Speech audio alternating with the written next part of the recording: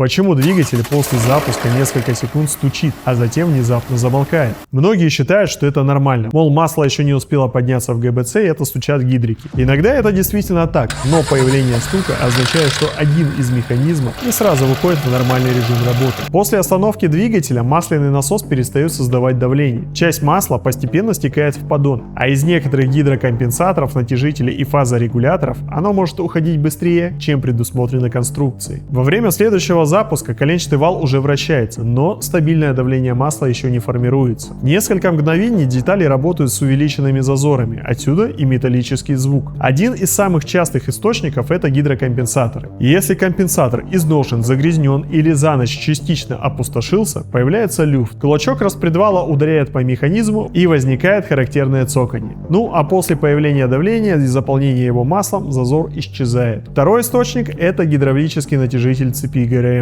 После долгой стоянки он может потерять давление. Цепь ослабевает и несколько секунд ударяет по направляющим. Если же шум появляется при каждом запуске или становится длиннее, причина может быть уже в растянутой цепи, изношенных направляющих или неисправном натяжителе. Еще одна распространенная причина — фазорегулятор. Если его фиксаторы или внутренние элементы изношены, при запуске муфта несколько секунд болтается и издает треск. После появления давления масла звук исчезает. Иногда виноват даже масляный фильтр. Если противодренажный клапан не удерживает масло, насосу приходится заново наполнять фильтр и масляные каналы. Из-за этого давление создается с задержкой. Но не каждый холодный стук связан именно со смазкой. Иногда источником становится и поршень. На холодном двигателе зазор между поршнем и цилиндром немного больше. Поршень слегка перекладывается и ударяется юбкой по стенкам цилиндра. После прогрева зазор уменьшается и звук исчезает. На некоторых двигателях это считается особенностью конструкции. Но сильный или усиливающийся стук уже может говорить об износе. Кроме того, похожие звуки способны создавать форсунки непосредственного впрыска, топливный насос высокого давления, вакуумный насос или ролики навесного оборудования.